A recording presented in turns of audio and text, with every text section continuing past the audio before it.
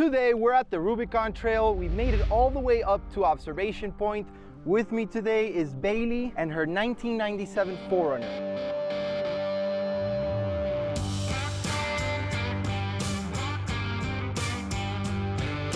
Thanks for having us today. Thanks for having me. How old are you? I am 21. I'll be 22 in August. Guys, and she funded this entire build that you guys see here. You ready to talk about it? Let's do it. Let's start from the front and make our way all the way to the back. Alrighty, so in the front I have a 10,000 pound Warn winch. I've actually never had to use it, but it's good to have if I do need to use it. WFO, the shop up in Auburn that actually built the whole rig, custom made the winch mount, which is super nice. It holds the winch nice in place and then also has a radiator cover just in case I were to smack something here. And then moving down to the axle here, I have aluminum tie rod from WFO and then a Super Duty 05 and up axle. I just upgraded the axle shafts to the 1550s from Summit. Let's talk suspension. So I have the Eibach coilovers and then some Fox suspension in the front. And then we'll move on to the rear in just a moment here. I have the radius arms from WFO. What about for your front locker? What do you have? So I'm running an ARB locker in the front with a dual air compressor mounted in the rear. The original plan was to mount a compressor underneath the hood, but it is supercharged with a Toyota factory supercharger. Wait, this is a supercharger? It sure does, yeah. What? It's a Toyota factory, so it's not anything fancy. The thing's older than I am, but it definitely helps me get up to those highway speeds. So I couldn't fit it under the hood, so what they ended up doing was they mounted it in the rear, like on the side. The 4Runners have like a little compartment, so we mounted it and then they ran the line up to the front. Wow. So, yeah. What do you have for wheels and tires? There's one thing that you guys nailed on this rig, and it's just the stance. Yeah. So we're doing another adventure video with Bailey, and just shooting her truck and seeing her go through the trail is insane. The stance, the tire size, how much it's poking. You guys just did such a good job. Oh, they did, for sure. So I'm running the 40-inch Nitto trail grapplers. They're MTs. Paired with the Raceline bead locks. Can never go wrong. They're pretty sturdy. Just upgraded my hubs to Warn, so we'll see how those do. I mean, great on the trail so far. I'm pretty prone to breaking the other ones that I've had so far, and so far these ones have worked out pretty well. So, Bailey, before we move to the back, what got you into this? Oh. You're talking with so much passion, it gets me stoked. What made you say, you know what, I want to do this? Honestly, pure drive. My first vehicle was a 2002 Toyota 4Runner, two-wheel drive. I like going out on dirt roads. I love being outside, but I just couldn't do enough. So I kind of that limiting factor. Exactly. So I kind of entered the realm on YouTube, just saying like, all right, how can I build a capable rig and what's the best way to do it? And then I actually saw what all goes into it, and I'm like, I want to do that because I love 4Runners. I love being outside, and I'm like, never done it before, but I wanted to combine those two things and hoped I'd love it, and I do love it. So, dude, and you can tell, like just seeing you out here wheeling, you can tell that you love it. Seeing you with your dad also, like supporting, it's such a cool hobby to have with your dad. And let's talk real quick.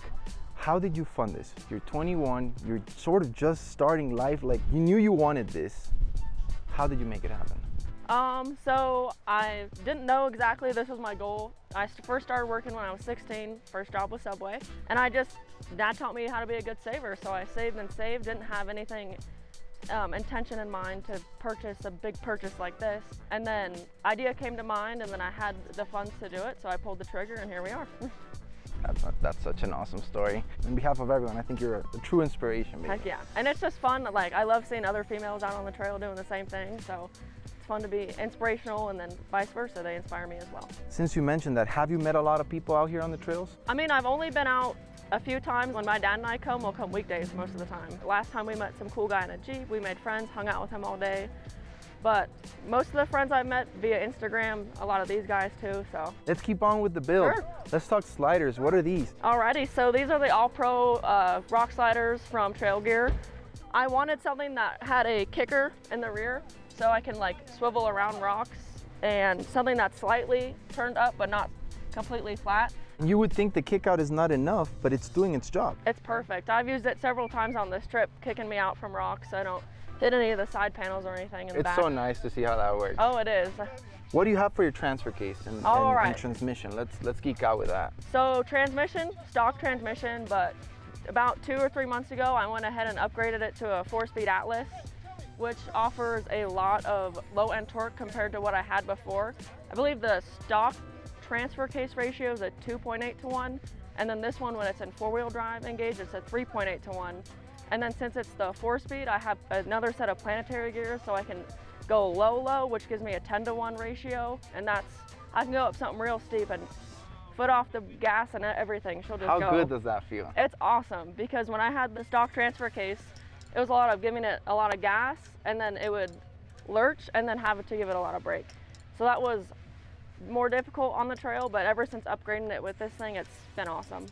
How did you learn all this? Is this something that you geeked out with your dad, or you did research online? It's a lot of. She knows a lot. A lot of both those things. So it was a lot of talking to the guys at WFO, leading me in the correct direction of axles, suspension, everything in between that.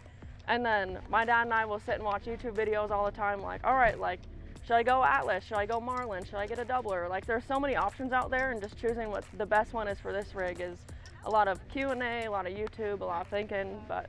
Is there anything that you guys did to it that you kind of like, ah, man, we kind of messed up, we should have not gone that route?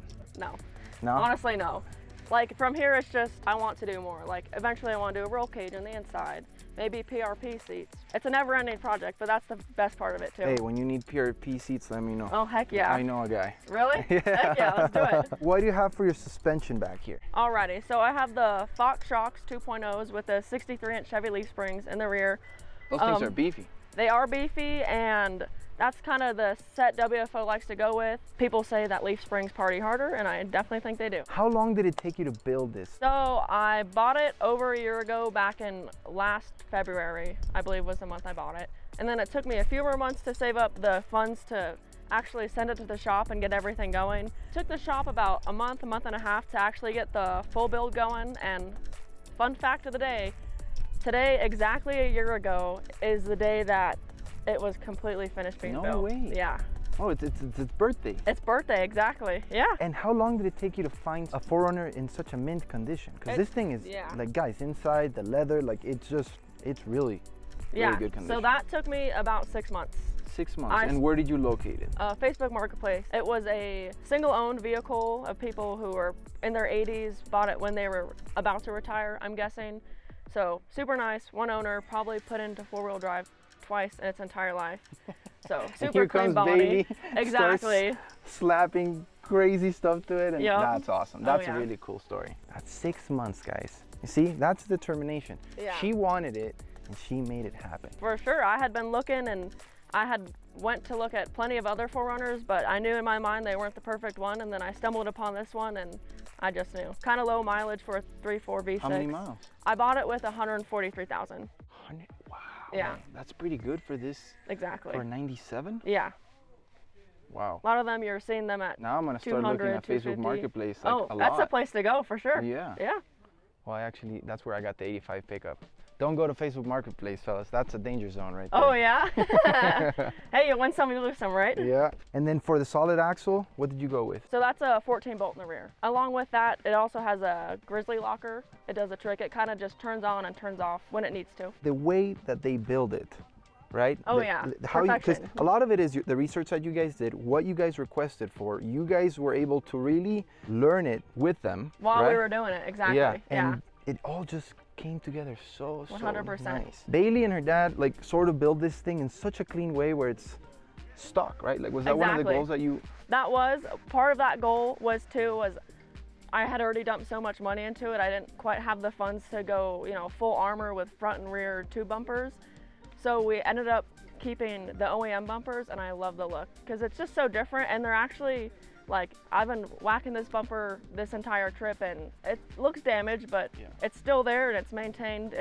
I think with classics, keeping the stock lights and everything 100%. just adds to that spice, for sure. With the newer vehicles going like upgrading headlights and stuff looks nice. A little different, yeah. But these, oh man, so clean. Also, you got like, yours is the limited, right? So it's got like the gold chrome. And I believe they don't make the 4Runner badges in gold anymore. Really? Yeah, that was a rumor I heard. So I'd actually thought about painting them black to match everything else, but then I fell in love with the gold.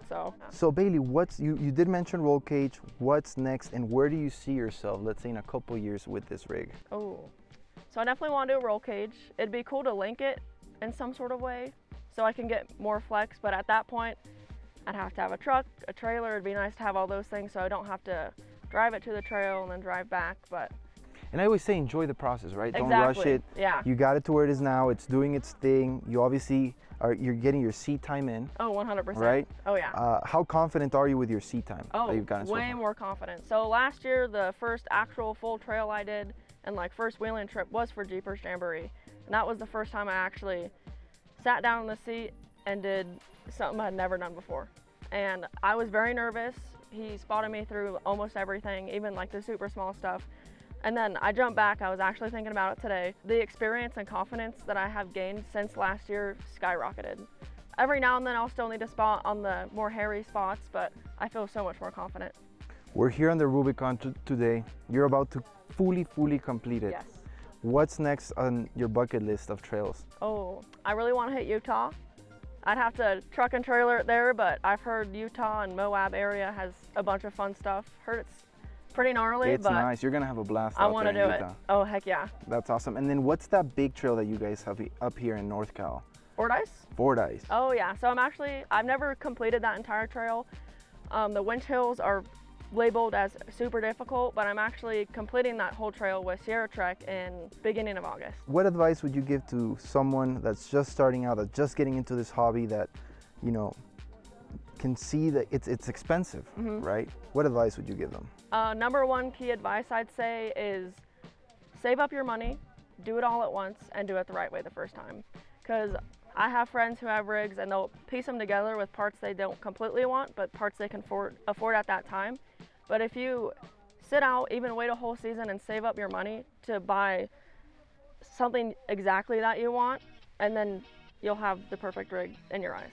I agree with you 100%. Yeah. Save up and go for what the Get vision what that you you want, had. make it perfect to what your standards are, and go for it. Now, you don't mind me asking, would you be able to tell the viewers how much this whole build ended up costing? You don't have to say it. It's a lot. I would say a down payment on a really nice house. On a decently nice house, yeah. Hey, that right there just shows you that you can do that. You can get yourself a house and you can do whatever you set your mind to do. Absolutely. 100%, Yep. baby. Thank you so much for your time. Thank you. Yeah. Thank you for the walk around. Of course. I look forward to finishing this trail with you and seeing you out there too. Yep. Let's do I'll it. be out here. Don't forget to remind me of the PRP seats. Okay.